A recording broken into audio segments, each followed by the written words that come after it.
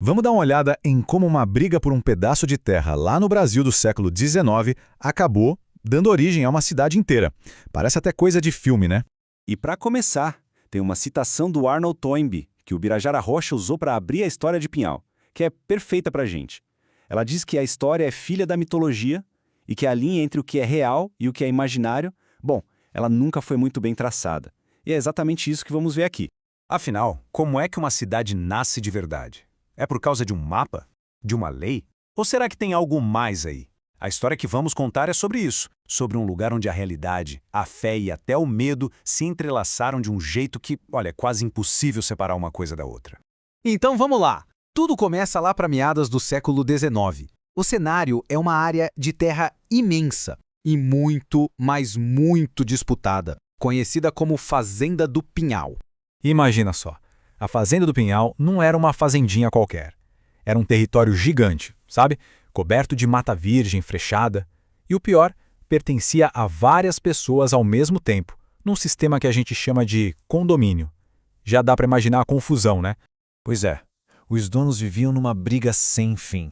E não era briguinha, não. Era uma disputa feia, com processo na justiça, confronto. Dizem que às vezes dava para ouvir até tiro no meio da mata. O clima era péssimo. E bem no meio desse furacão todo, tinha um dos donos, um senhor muito religioso, um patriarca chamado Romualdo de Souza Brito. E foi ele, no limite da paciência, que tomou uma atitude bem drástica.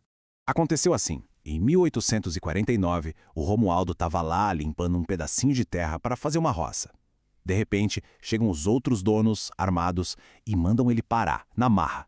Naquele momento, acuado, misturando frustração com fé, o Romualdo teve uma ideia.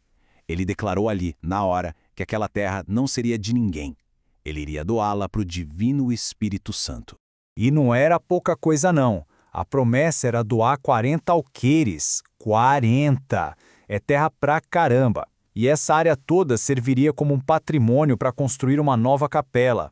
E ele não ficou só na promessa. No dia 27 de dezembro de 1849, ele foi lá e cumpriu. Formalizou tudo no papel, numa escritura pública que se tornou histórica, doando os tais 40 alqueires para a Capela do Divino Espírito Santo. Só que a doação não foi o fim da história. Longe disso. Na verdade, parece que ela foi o começo de outra coisa. Uma série de acontecimentos bem estranhos, até meio assustadores. Olha só o que começou a acontecer. Primeiro, uma menina morreu num acidente trágico no Monjolo, uma máquina agrícola da época. Depois, um carpinteiro que estava trabalhando numa obra ali perto caiu do andaime e morreu também. E como se não bastasse, a região foi atingida por tempestades violentíssimas, enchentes, pragas, uma coisa atrás da outra. Agora imagina a cabeça do pessoal daquela época. A comunidade é descrita como tendo almas a um tempo bárbaras e místicas, ou seja, um povo muito supersticioso. Para eles, aquilo não era coincidência, era um sinal dos céus, uma prova de que o divino estava muito bravo com aquelas brigas todas pela terra.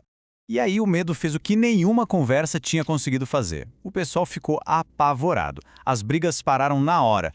E não só pararam. Todo mundo, os mesmos que viviam brigando, resolveu se juntar e fazer uma vaquinha para finalmente construir a tal capela prometida. E é incrível ver como essa base, construída em cima de medo, fé e talvez um pouco de mito, começou a gerar um crescimento real, concreto. Olha que rápido as coisas aconteceram. Tudo começou em 1849, com a doação da terra. Em 1860, o lugar já era reconhecido como freguesia. 17 anos depois, em 77, já virou vila.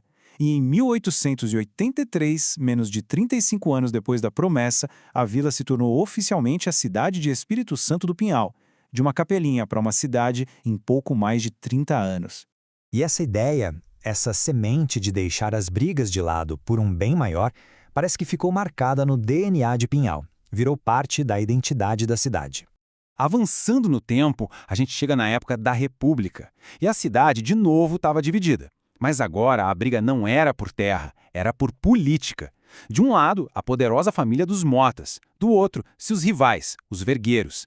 A disputa era tão acirrada quanto a dos antigos donos da fazenda. Mas aí surge uma nova figura importante nessa história.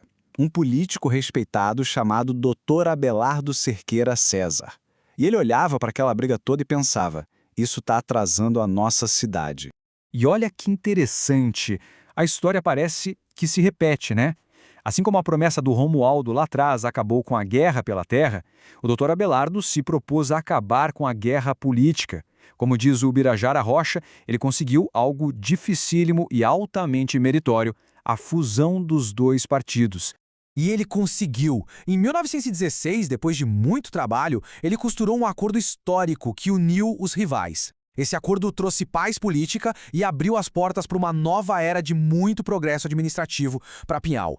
A história de Pinhal, então, mostra pra gente que a identidade de um lugar não é feita só de lei, de documento, de linha no mapa. Ela é forjada também nos conflitos, na fé das pessoas e, nesse caso, no legado de uma promessa que foi muito poderosa. O autor do livro, lá em 1964, esperava que a obra dele inspirasse outras ainda melhores. E isso faz a gente pensar que histórias que estão ali entre o real e o imaginário formam as comunidades onde vivemos e que talvez ainda estejam esperando para serem contadas.